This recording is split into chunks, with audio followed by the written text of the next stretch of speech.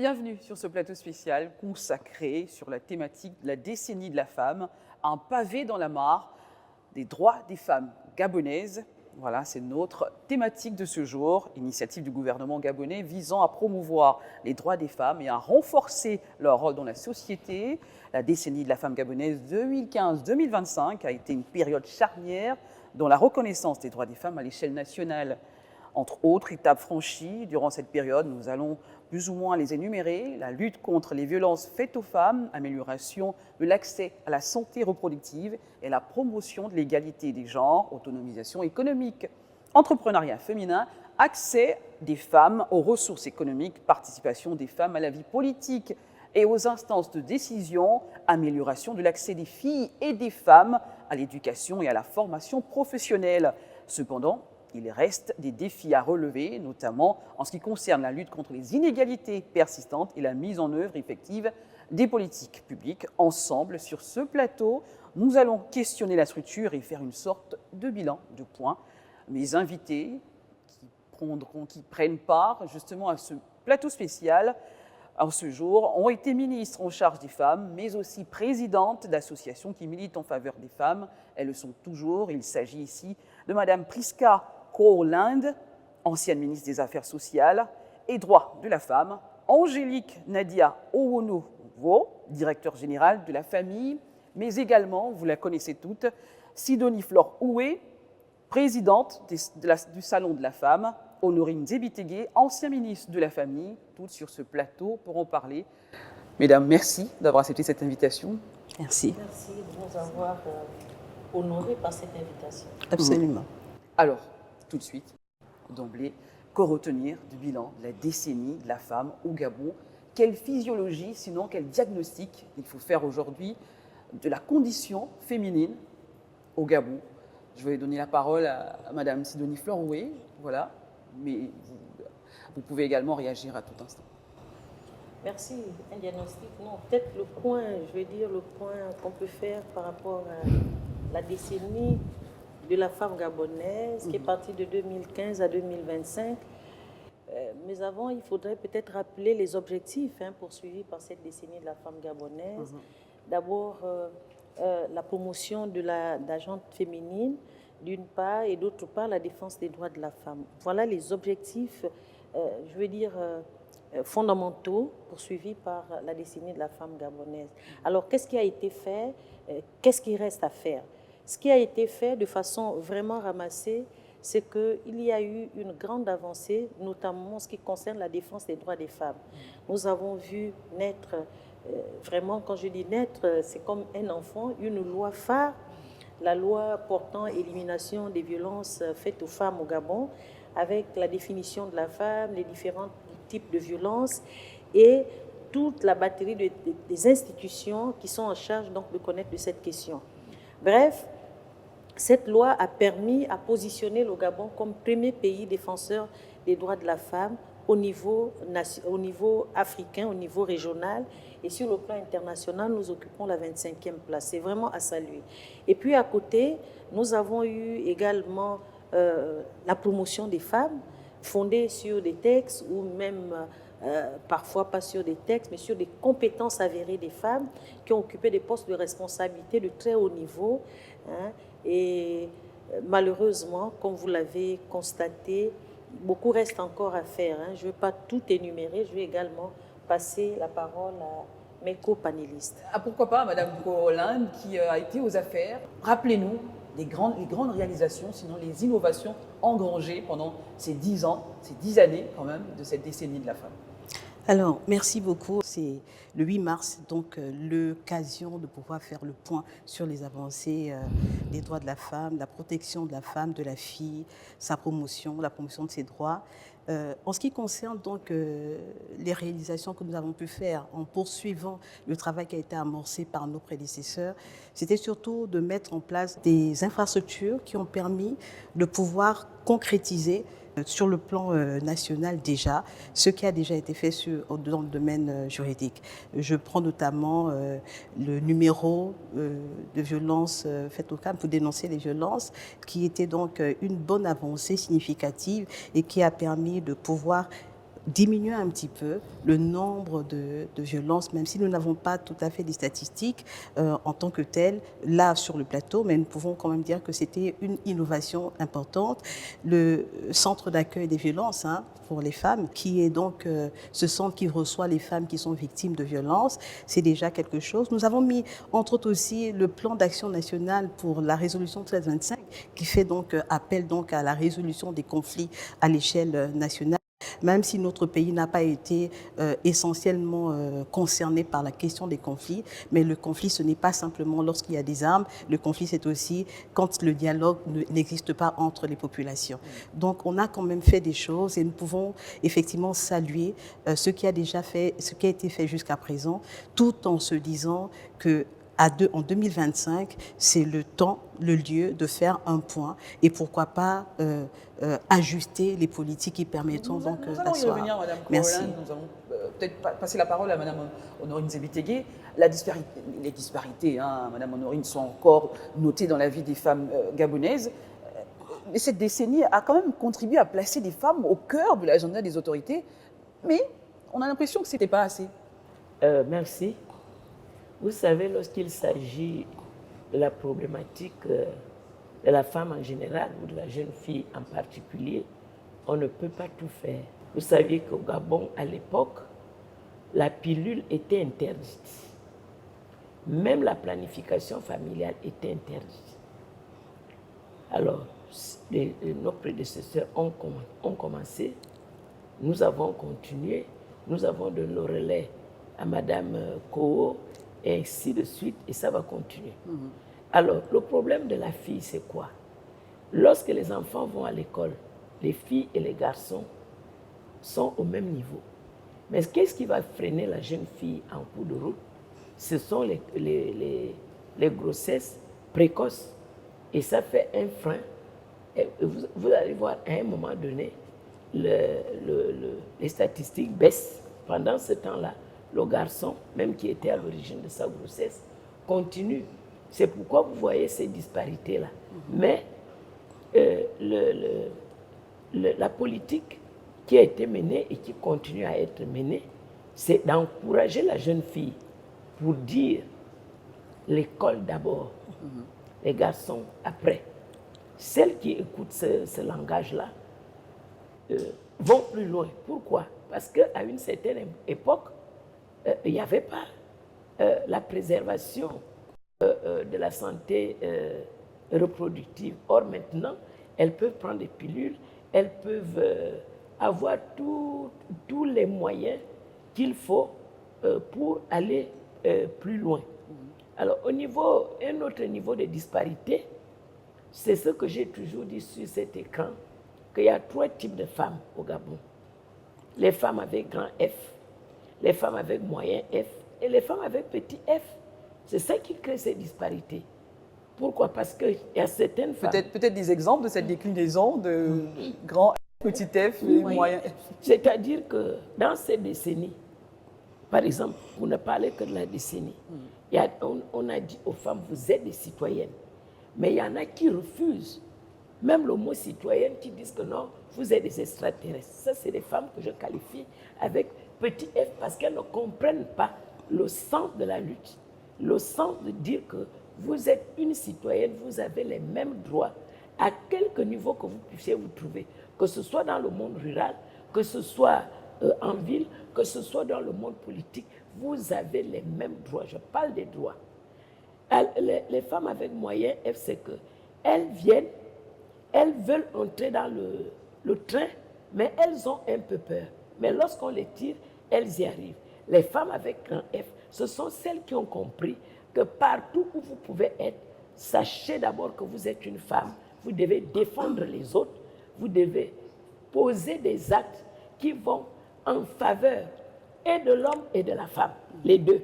Parce que la société est composée de 2 personnes, l'homme et la femme, et ce sont ces 2 personnes qui gouvernent la société. L'un ne doit pas écraser. Nous allons revenir sur cette adversité, mais nous allons encore une fois revenir sur Madame Moué. Quels sont les verrous, sinon les facteurs qui ont contribué à la mise en place concrètement de cette décennie de la femme? Oui, dans un premier temps, le premier obstacle, c'est le déni de la citoyenneté. Et Madame Honorine Le déni de la citoyenneté faisait partie des facteurs. Oui, bien qui sûr, ont, D'accord. bien sûr, Madame. Elle l'a dit, il y a des femmes qui ne savent pas et qui ne veulent même pas être des citoyennes. C'est-à-dire qui ne veulent même pas reconnaître quels sont des sujets de droit à part entière et qui se cachent derrière la religion ou derrière la tradition en disant non, moi, Dieu a dit que je ne peux pas faire la même chose que l'homme. Dieu a dit que je dois rester soumise.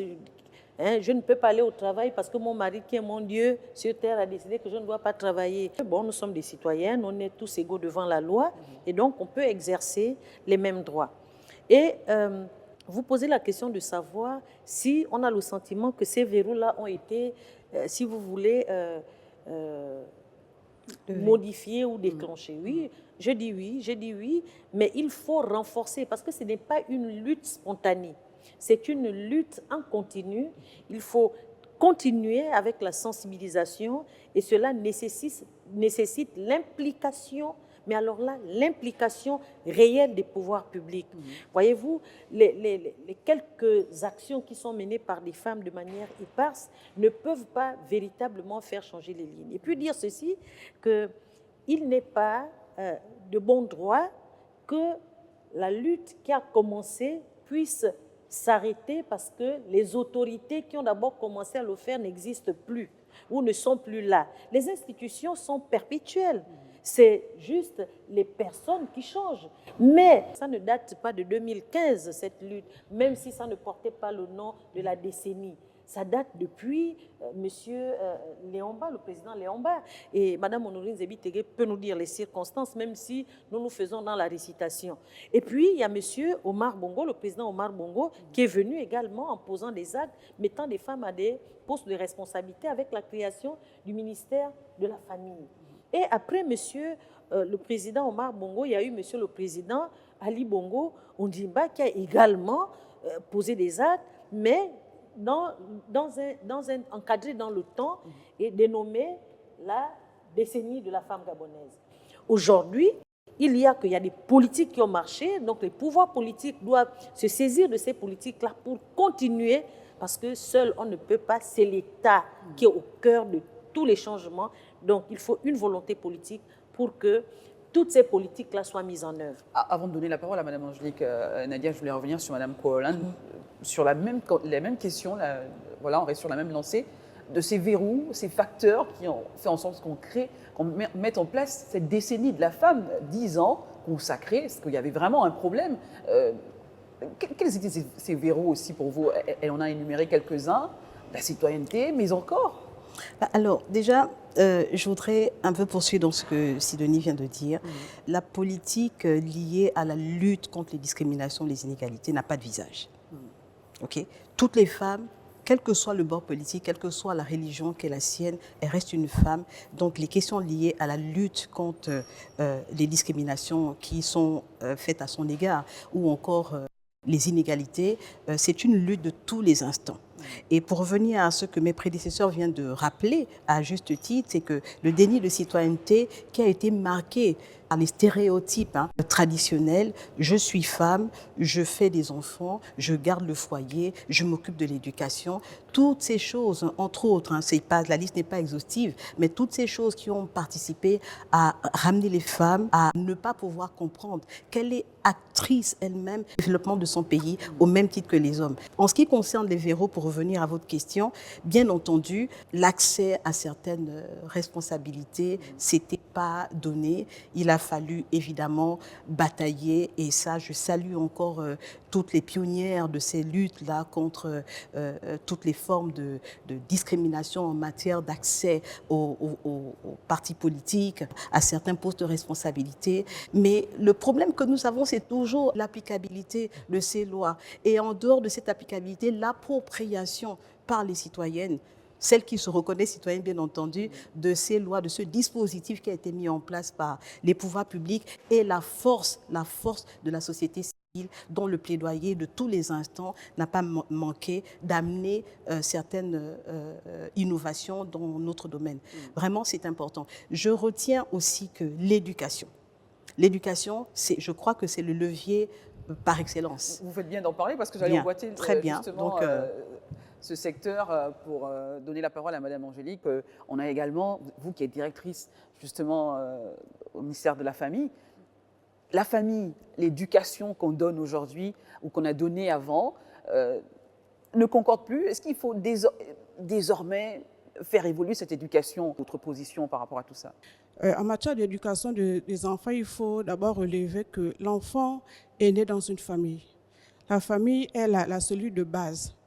Quand la cellule de base est déstabilisée, quand la cellule de base ne répond plus, l'éducation de l'enfant se trouve aussi affectée.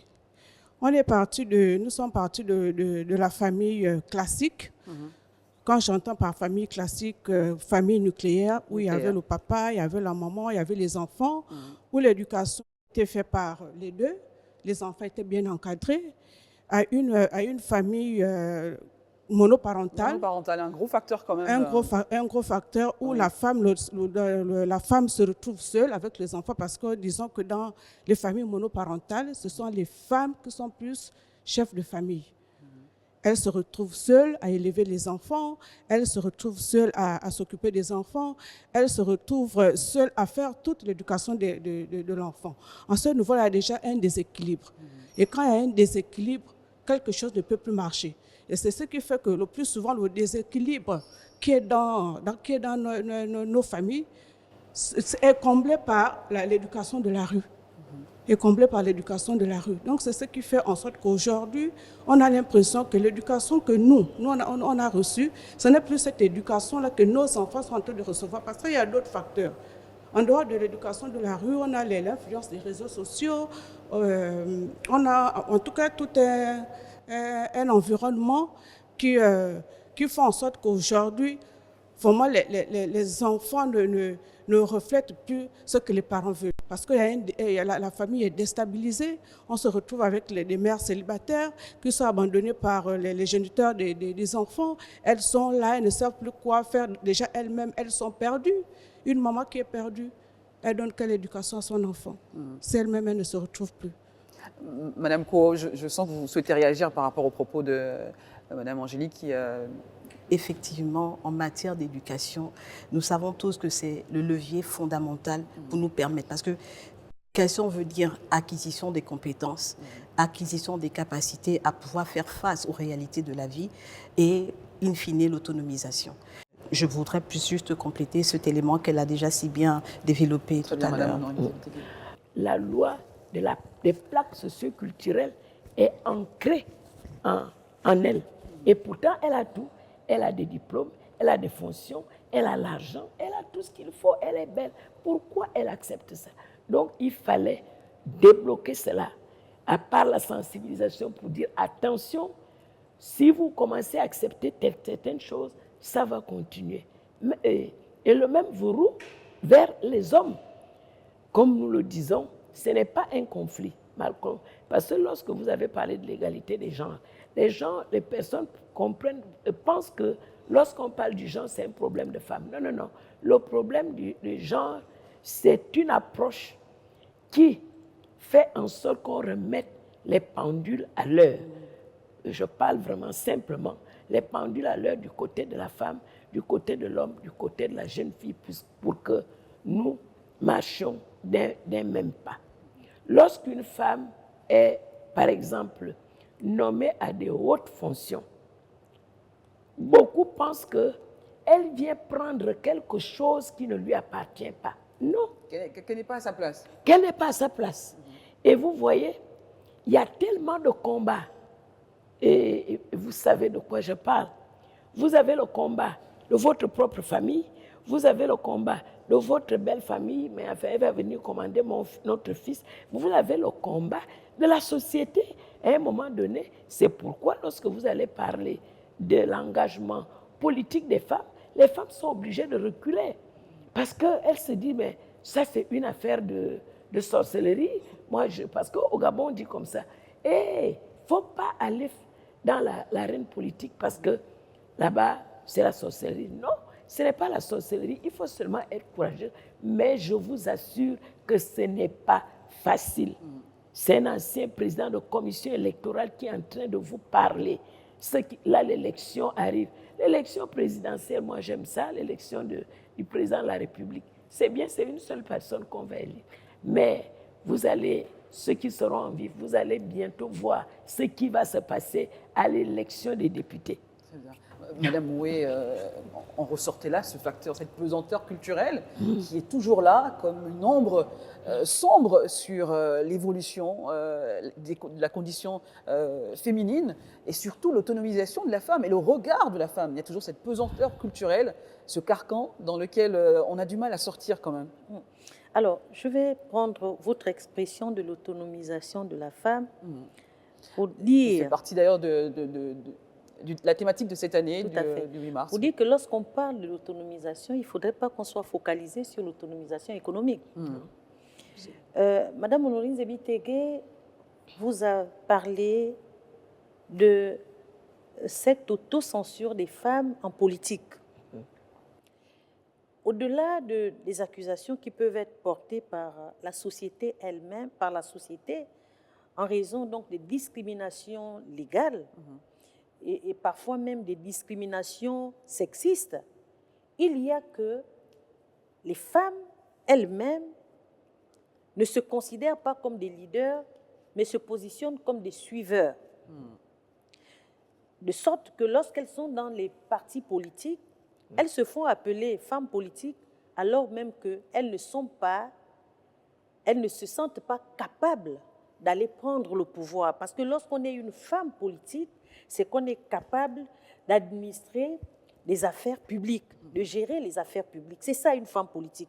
Une femme politique, ce n'est pas quelqu'un qui décide de se mettre toujours derrière une autre personne. C'est faire là allusion au leadership. Souvent, on en parle, leadership féminin, mais est-ce qu'on sait ce que c'est le leadership? Le leadership, c'est avoir une vision. Avoir une vision et être capable de partager cette vision avec ceux qui sont autour de vous, avec un certain nombre de caractéristiques, notamment la communication adaptée à votre vision, l'écoute, l'humilité. Tous ces éléments vont faire en sorte que des gens viennent vers vous pour pouvoir développer votre vision, pour pouvoir matérialiser votre vision. Alors, combien de femmes, par exemple, sont capables de le faire? Lorsqu'on va, par exemple, dans un parti politique, je parle là des femmes, elles y vont pour jouer les seconds rôles. Elles attendent qu'on leur dise « présente-toi à tel endroit pour qu'on te donne les moyens, présente-toi », même s'il y a le problème de moyens qui se pose. Et Madame Honorine l'a dit, il y en a qui vivent des pressions de l'extérieur en disant que non, le monde politique est un monde dangereux. Mais pourquoi? Parce que c'est un monde qu'on a déshumanisé. Or, la femme est par essence amour. Comment un amour peut être dans un monde qui est déshumanisé? C'est autant de conflits qui nécessitent donc des formations spécifiques sur toutes ces femmes-là qui ont des visions pour qu'elles puissent en fait un jour prendre le pouvoir avec des visions précises. Et les femmes qui vont les entourer vont donc mettre en œuvre en qualité d'administrateur. Il faudrait que ce soit des femmes compétentes qui entourent celles qui ont la vision. Voilà un tout petit peu le véritable problème que nous avons constaté et qui peut entre autres justifier le manque de leadership des femmes en matière politique. Très bien. Madame Angélique Nadia, peut-être prendre la parole et également conclure cette première partie de ce plateau spécial. Je voudrais ajouter à la suite de Madame Sidonie que le problème de la femme, c'est la femme elle-même. Le problème de la femme, c'est la femme elle-même. Combien de femmes connaissent leurs droits? S'il faut faire des études, il faut interroger combien de femmes gabonaises connaissent leurs droits. La femme est toujours animée par le complexe d'infériorité. Pour nous, on se dit non, c'est l'homme qui est le plus fort, la femme est l'être faible. Or, il faut d'abord qu'on enlève de notre tête que la femme est un être faible. Ce que l'homme fait, la femme aussi peut le faire. Déjà, ça se passe au niveau de la femme elle-même. Il faut peut-être que prochainement, on mette en place des campagnes de sensibilisation pour arriver à formater la femme, sa manière de réfléchir. Pour programmer le disque dur, c'est ça? Voilà, sa manière de réfléchir, sa manière de concevoir. Parce que combien de femmes, nous les femmes, combien de femmes nous soutenons notre sœur quand elle se présente à un poste d'élection? Combien? cette sororité. Merci, Madame Nadia. Angélique, nous allons clôturer cette première partie et revenir tout juste après avec justement l'impact de cette décennie voilà, sur l'impulsion considérable des droits des femmes au Gabon. À tout de suite.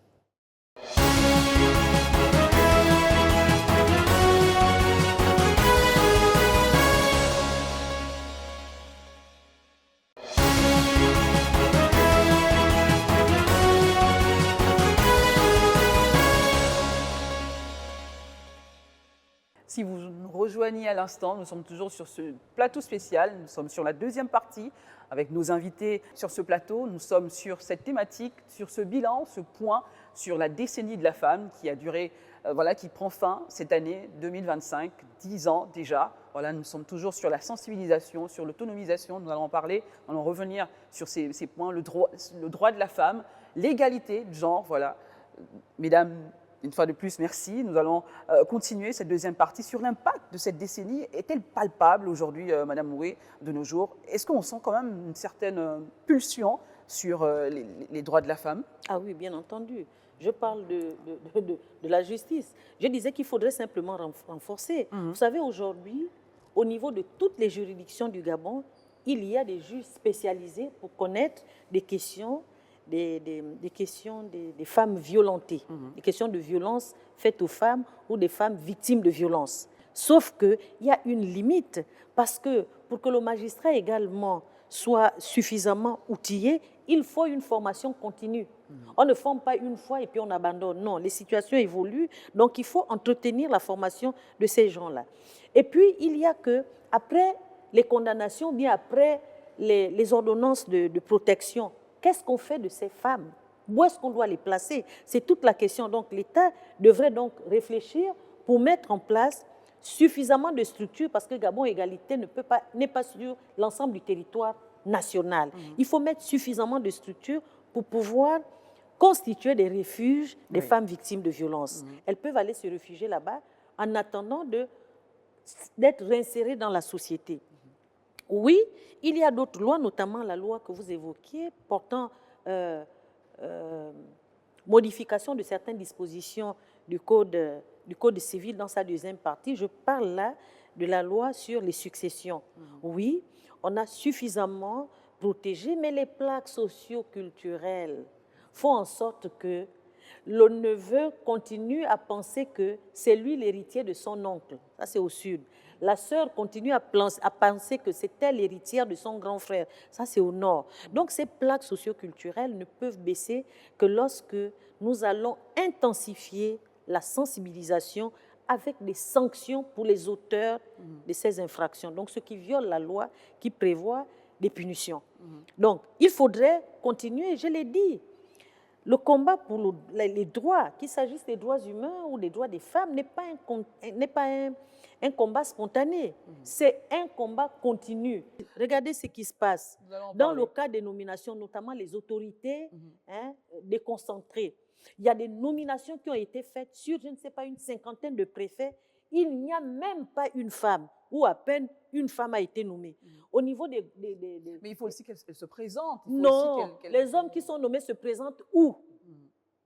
Dites-moi où ils se présentent pour que je demande aux femmes d'aller se présenter là-bas. Vous avez l'impression qu'elles sont écartées, carrément. Mais bien sûr. Elles se présentent même... Non, il n'y a pas de présentation. Ce n'est même pas un appel à candidature. Ce sont des nominations qui sont faites. Donc, on n'avait qu'à nommer tout le monde. Les femmes compétentes, il y en a. Vous pensez que vraiment dans tout ce Gabon-là, il n'y a pas de femmes qui peuvent occuper ces postes?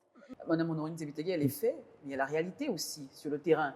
On voit des femmes qui manquent de confiance, qui sont toujours derrière, même lorsqu'on leur donne des responsabilités. Non, finalement, je préfère que ce soit monsieur tel qui va prendre la parole. Je vais vous passer la parole, même lors d'une réunion, tout simplement. On voit toujours les femmes derrière.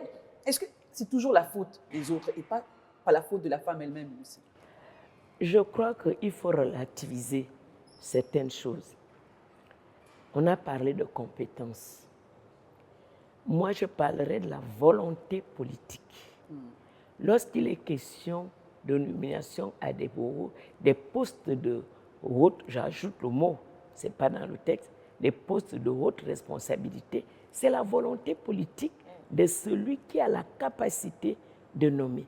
c'est cette personne qui doit être bien entourée, le pauvre. Mais cette décennie, justement, Attendez, Madame Honorine, justement, était attendez. une volonté aussi. Justement, cette volonté, la volonté est là, le texte est là.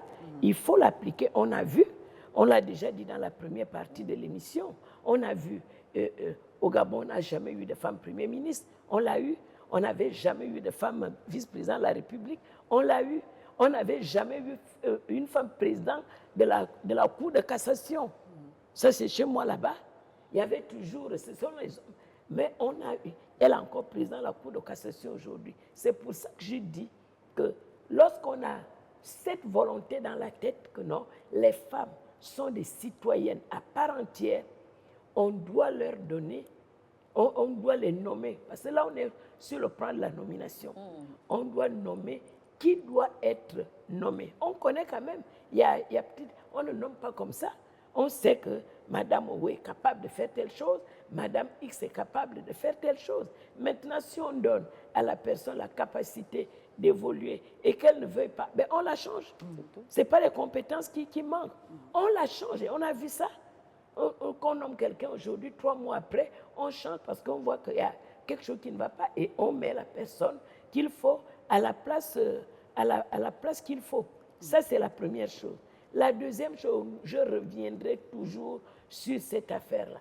Et ma fille l'a dénoncé, le complexe. Il faut sortir de cela. Il faut être courageuse. Nous sommes là. Est-ce que nous avons été à l'école du journalisme pour parler devant un micro? On n'a jamais été à cette école comme vous. Mais pourquoi nous pouvons parler devant un micro?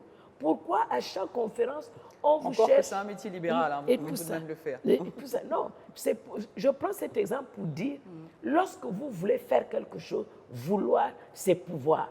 Il faut que la femme sache vouloir ses pouvoirs. Et Sidonie l'a dit, moi, je ne peux pas être dans un parti politique et on va me dire d'aller faire la cuisine. Je ne peux pas l'accepter.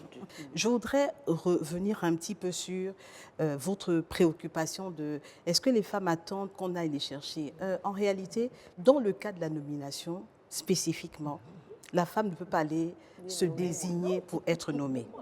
En revanche, il y a des secteurs, notamment celui de l'entrepreneuriat, où les femmes n'attendent pas qu'on leur demande de faire quoi que ce soit. Aujourd'hui, la plupart des femmes gabonaises se lancent dans le Made in Gabon. Nous voyons des produits qui prolifèrent de part et d'autre pour montrer à quel point nos ressources naturelles sont des atouts dans le domaine cosmétique, dans le domaine alimentaire, etc. Donc, il n'y a pas que la question de la nomination, mais spécifiquement dans ce cadre-là, le réservoir des compétences de femmes gabonaises n'est pas épuisé. Donc, on a la possibilité de pouvoir trouver des femmes pour les nommer de la même façon qu'on trouve des hommes pour être nommés aux différents postes qui ont été évoqués tout à l'heure. Les femmes ont d'autres secteurs où elles prennent le lead. Le leadership, elles l'ont déjà. Et ça, on n'a pas, dans la plupart des formations au niveau des associations, vous ne trouvez pas beaucoup d'hommes leaders des associations. Ce sont les femmes qui portent le plaidoyer de toutes les questions que nous sommes en train de débattre ici. Donc, ce sont les femmes qui sont mises en avant. Maintenant, la question peut-être, est-ce que les hommes ont peur de cette catégorie de femmes? C'est peut-être ça la question. Très bien. Oui, parce que... Nous allons rebondir avec Madame Oui, Boué. oui. Justement, cette gestion équitable, quelles sont les causes profondes et quelles sont les stratégies aujourd'hui qu'il faut adapter? Voilà, on nous écoute, on nous regarde. Qu'est-ce qu'il faut mettre en place aujourd'hui pour cette gestion équitable homme-femme dans tous les domaines, dans tous les secteurs? Respecter d'abord la loi. D'accord. C'est la première chose à faire, la plus simple. Je pense que respecter la loi est la chose la plus basique, la plus simple. Et puis lorsqu'on respecte la loi, on se focalise sur des compétences. On ne se focalise pas sur les copains, coquins et tout le tralala que nous connaissons. Il faudrait, en plus de l'aspect politique, nous déverser vers l'aspect économique. Mais aujourd'hui, on a besoin de mettre en place des mesures d'accompagnement pour toutes ces femmes Absolument. qui s'engagent Totalement. sur le plan économique. Bien sûr. L'État doit mettre en place des mécanismes d'accompagnement. Les politiques publiques doivent être faites. Nous avons proposé toujours qu'il y ait une institution constitutionnelle des femmes, dédiée aux femmes, pour élaborer les politiques publiques genre, où la femme aura une place prépondérante au niveau de l'éducation économique, politique, environnementale et juridique. Nous avons le ministère de la femme, qui est une institution, c'est vrai, mais c'est une institution qui est dans un gouvernement. Donc, qui ne peut pas prendre des décisions de façon autonome. La femme qui est ministre de la femme peut avoir, en fait, des idées pour pouvoir sortir la femme de l'ornière, sortir la femme de sa condition de misère, puisque la pauvreté a un visage, semblerait-il. Mais si la priorité du gouvernement n'est pas sur les questions des femmes, la vision de cette femme qui est au gouvernement ne passera pas, ou les propositions ne passeront pas. En revanche, s'il y a une institution avec un démembrement sur le plan national, où nous aurons les maisons d'éducation, d'écoute, avec toutes ces formations-là, je pense que nous aurons fait quelque chose. C'est vrai que Libreville regorge plus de la moitié de la population gabonaise, et donc plusieurs femmes sont ici, mais n'oublions pas les femmes rurales qui ont besoin également d'accompagnement. Tout à fait. Donc sur le plan économique, on a besoin d'un accompagnement. Et sur le plan juridique, il faut renforcer la sensibilisation et la vulgarisation. Madame Angélique Nelia, cette gestion équitable homme-femme est un processus continu qui nécessite quand même un engagement.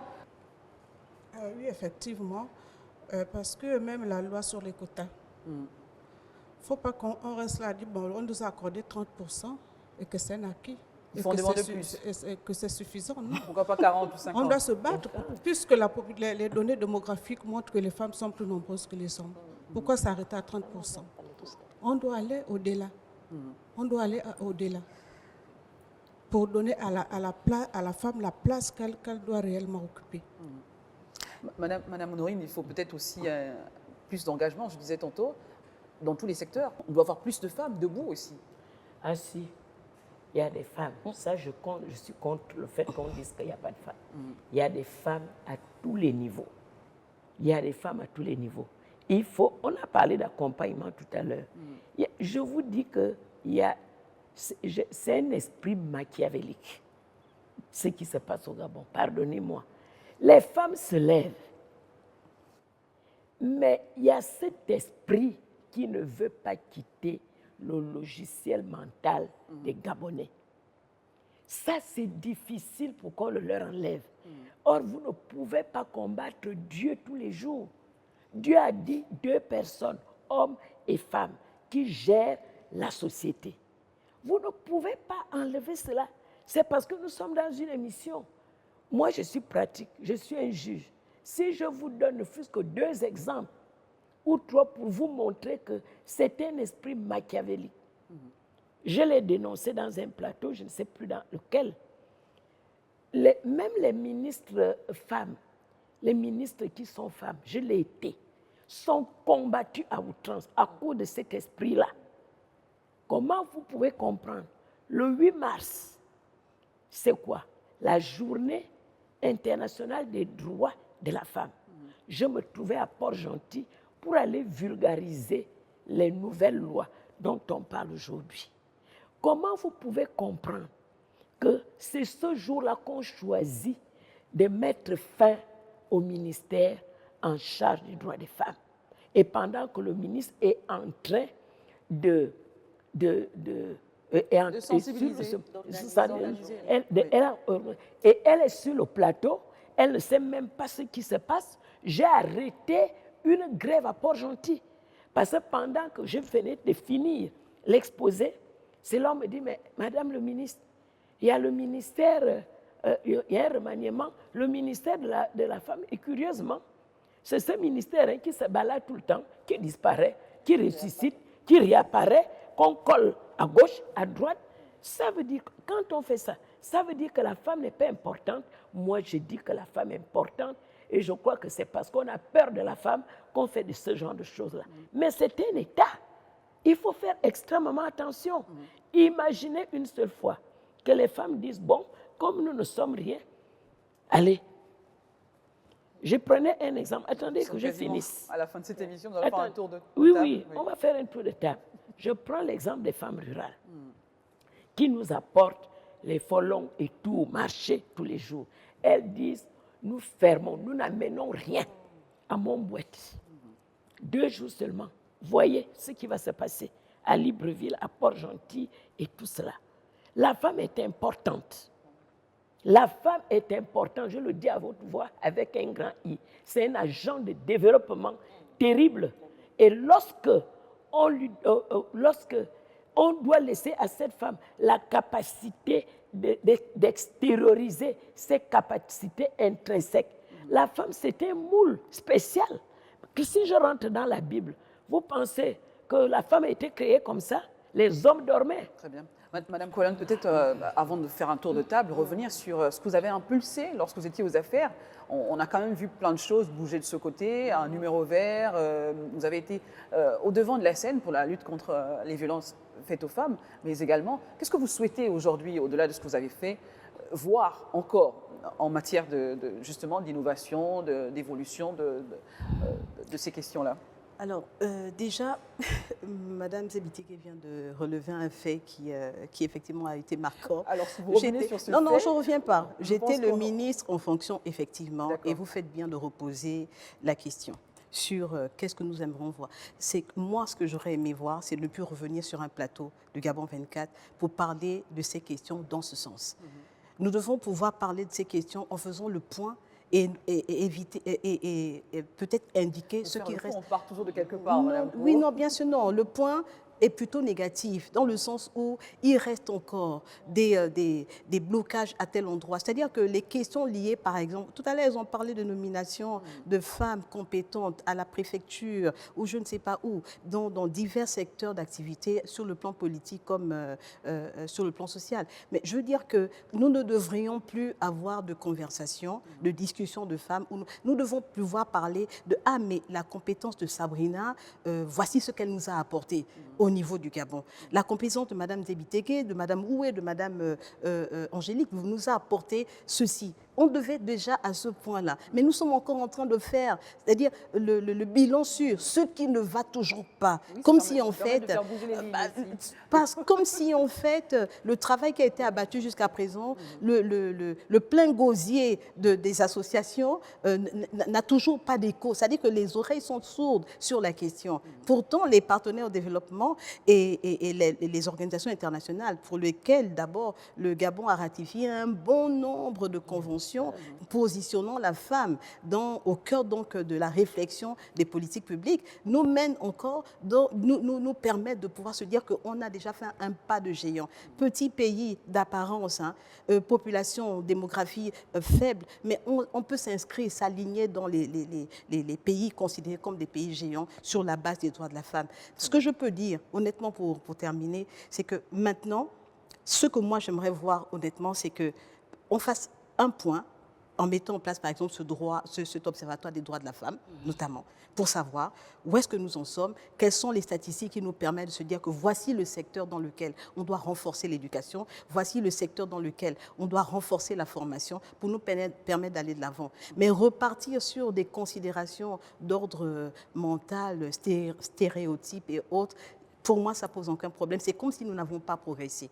Permettez-moi de dire cela parce que, honnêtement, je pense qu'on a fait beaucoup de choses où ce n'est pas suffisamment médiatisé, je ne sais pas, où ce n'est pas suffisamment vulgarisé. Le problème pour lequel nous avons encore quelques difficultés, c'est justement dans cette fameuse loi des 30% qui n'aurait jamais dû exister en tant que 30%. Quand on parle de parité, c'est parité. Et notre Constitution la consacre déjà, cette parité. Très bien. Nous ne pouvons pas finir cette émission sans revenir sur le thème de cette année, pour cette journée internationale des droits de la femme, ce 8 mars, pour toutes les femmes et les filles, droit, égalité et autonomisation, à un appel mondial à l'action pour défendre et promouvoir les droits des femmes et des filles dans tous les aspects de la vie, cette autonomisation, cette suffisance aujourd'hui qu'il faut absolument travailler là-dessus. Madame Moué, on va commencer par vous. Je pense que, en nous focalisant sur la thématique onusienne, nous avons fait le tour. Oui. Tout a été passé au peigne fin. Maintenant, pour contextualiser cette thématique, je pense que le ministère de la Femme nous a, d'abord la directrice générale va certainement citer le thème de de la journée sur le plan national. C'est mettre l'accent justement sur la lutte contre les violences faites aux femmes pour une autonomisation plus accrue des filles et des femmes, sauf si ma mémoire me fait défaut. Et donc, qu'est-ce que nous pouvons retenir? Ben, il faut retenir que le Gabon a fait beaucoup et beaucoup reste encore à faire. Je sollicite donc les pouvoirs publics, je sollicite de tous ceux qui nous dirigent qu'on puisse rallonger cette décennie, qu'on rallonge cette décennie, qu'on nous la mette encore peut-être à 10 ans ou à 15 ans ou à 20 ans, mais enfin, le délai doit être déterminé par les décideurs. Pourquoi? Eh bien, simplement parce que sur tout ce que nous avions prévu dans notre rapport, après avoir fait une consultation nationale, Très vite, madame, oui. beaucoup a été fait, et la femme étant au cœur du développement, madame Honorine Zebitege l'a dit, sur le plan économique, en tout cas, il n'y a point de contestation à apporter, parce que c'est la femme qui tient le levier de l'économie gabonaise. Je parle là de la femme rurale et de la femme citadine, donc la femme de la ville, sur le plan politique. Mais c'est la femme qui fait tout, c'est elle qui s'occupe de la mobilisation. Sa mobilisation n'est pas politique, on n'est rien, ce sont les femmes qui font dans la mobilisation. Sur le plan social, oui, ce sont les femmes qui font tout, et même dans les politiques de la procréation, même si il y a encore quelques petits aspects d'échétique, mais c'est réglable. Sur le plan environnemental, mais ce sont les femmes qui sont en contact avec les questions de l'environnement. Donc la femme est au cœur du développement, d'où l'intérêt pour les pouvoirs publics d'avoir un regard particulier à l'égard des femmes. Très bien. Voilà, Merci. je vais laisser la parole. Madame Honorine Zebitege, on va passer à vous sur justement cette thématique onusienne pour toutes les femmes et les filles, droit, égalité, autonomisation. 3 mots-clés. Pourquoi? Quelle est l'importance de l'autonomisation encore aujourd'hui, en 2025? Je ne vais pas revenir sur ce que mes copanélistes ont dit. Je voudrais tout simplement dire, pour parler local, que tout n'est pas mauvais. Prenons, il y a ce qu'on appelle le passé, le présent et le futur. Prenons dans le passé et le présent tout ce qui a été bon, on met. C'est pour ça qu'on parle du point. Qu'est-ce qui a marché là? Ce qui n'a pas marché, ce qui n'a pas du tout marché, c'est-à-dire ce qui est négatif. Une sorte d'autopsie franche. Voilà. On biffe, on dit que vraiment ça n'a pas marché. Mais lorsqu'on biffe, qu'est-ce qu'on doit faire? Vous savez, il y a ce qu'on appelle la déformation professionnelle. Parlant des lois, par exemple. Pour savoir si une loi est bien faite, il faut d'abord la mettre en pratique. C'est là où vous allez voir les vides qu'il y a dedans. Et ce sont ces vides-là qui seront comblés, soit par les textes d'application ou bien le remodelage de cette liste que nous appelons souvent la modification ou l'abrogation partielle, etc. Vous avez parlé de la loi sur les veuves tout à l'heure. Je pensais que vous allez me parler de la parole parce que ça continue à être notre cheval de bataille. Et cette loi-là, si vous voyez le parcours du conjoint survivant avant, mais c'était qui pouvait faire cela? Mais dans cette marche dans la décennie, ça a commencé avant et la décennie est venue. Vous voyez maintenant que la femme veuve qui veut vraiment se lever peut prendre sa pension facilement, avant même que le juge qui homologue le procès verbal du conseil successoral ne soit saisi. Pourquoi? Qui a fait cela? C'est parce qu'il y a eu une avancée.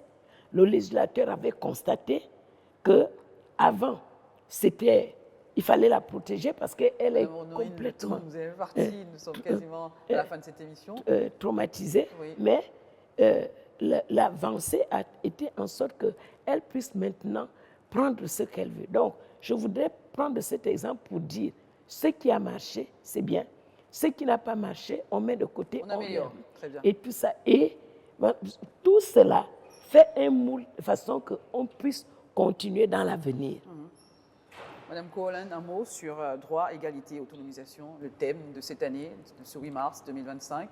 On est toujours dans cette autonomisation, on continue d'insister là-dessus, l'importance de cette autonomisation, peut-être revenir là-dessus. Alors déjà, moi, je voudrais saluer les pouvoirs publics, les plus hautes autorités, pour avoir exhumé le ministère de la Femme. 3 ans plus tard, je pense que c'était quand même un impératif et nous voulons quand même le saluer alors que nous sommes en train de parler de cette question. S'agissant de l'autonomisation, évidemment, la clé de l'autonomisation, c'est la compétence, donc l'éducation. L'éducation, c'est un levier indéniable pour que les femmes parviennent à l'autonomisation. De ce point de vue, moi, un mot, c'est encourager les femmes à ne pas rester en marge des dispositifs. C'est vrai que l'environnement, pour les encourager à faire telle ou telle chose, n'est pas nécessairement le plus riche, mais dans ce qui existe déjà, elles peuvent déjà au moins se l'approprier et tout faire pour accéder à la compétence qui leur permettra de pouvoir être autonomes en tout point de vue. Tout à l'heure, nous avons remarqué qu'il ne s'agissait pas que de l'autonomisation financière. Il y a d'autres secteurs dans lesquels la femme doit s'autonomiser. Donc, c'est bien déjà de pouvoir se l'approprier. Et j'encouragerais dans le même sens donc le nouveau département ministériel justement à mettre en place ce dispositif proposé par Madame Oué tout à l'heure qui permettrait d'aider à l'accompagnement. Parce que l'on peut écouter qu'il existe des lois, l'on peut savoir qu'il existe un cadre juridique approprié pour me permettre de promouvoir mes droits et ma protection, mais ne pas savoir comment s'en servir. Et donc cet encadrement nécessite effectivement un accompagnement pour ces femmes-là, pour qu'elles parviennent à cette autonomisation et qu'elles sachent exactement c'est quoi, à quoi servent ces droits. Madame Angélique Nadia Rouleau, Merci. peut-être un mot de fin sur cette thématique et de manière globale sur l'évolution de la condition féminine au Gabon. Comme mot de fin, c'est un plaidoyer que je veux faire parce que si nous sommes arrivés à la décennie de la femme, c'est parce qu'on a vu que les droits de la femme n'étaient pas respectés dans notre pays. On a déjà fait 25 ans. Qu'est-ce qui a été fait de bien? Qu'est-ce qui n'a pas été fait de bien? Comme a dit Madame Soudeni tout à l'heure, le mieux, ce serait de faire un bilan, voir ce qui a marché, ce qui n'a pas marché et relancer la décennie de la femme parce que tout ne peut pas être fait sur 25 ans. Tout ne peut pas être fait sur 25 ans. J'appelle ici l'attention des plus hautes autorités de la République de garder, de maintenir le ministère de la Femme. Parce qu'il y a des chantiers qui sont en cours. Il y a des réflexions qui sont en train d'être menées. L'Observatoire national des droits des femmes, ce sont les chantiers sur lesquels le ministère est en train de travailler. Parce que c'est un organe de veille. C'est un organe qui aura pour objectif de voir, d'observer, de voir si les droits de la femme sont respectés ou pas. Donc, pour terminer, je dirais vraiment que le ministère de la Femme soit maintenu parce qu'il y a une nouvelle dynamique qui est lancée et il ne faudrait pas que cette dynamique-là soit interrompue. Merci mesdames d'avoir répondu présentes à cette invitation. Et, Merci beaucoup, merci d'avoir invité. Voilà, merci à vous également d'avoir été de nous. Nous recevions à l'instant nos invités, Madame Corlinde et Madame Honorine Nzebitege, Madame Sidonie Oué et Madame Angélique Nadia Rouleau, toutes sur ce plateau pour nous parler un tout petit peu, nous faire le point de cette décennie de la femme et emboîter évidemment sur ce 8 mars, c'est la thématique de cette édition 2025. À très vite sur un nouveau plateau sur Gabon 24.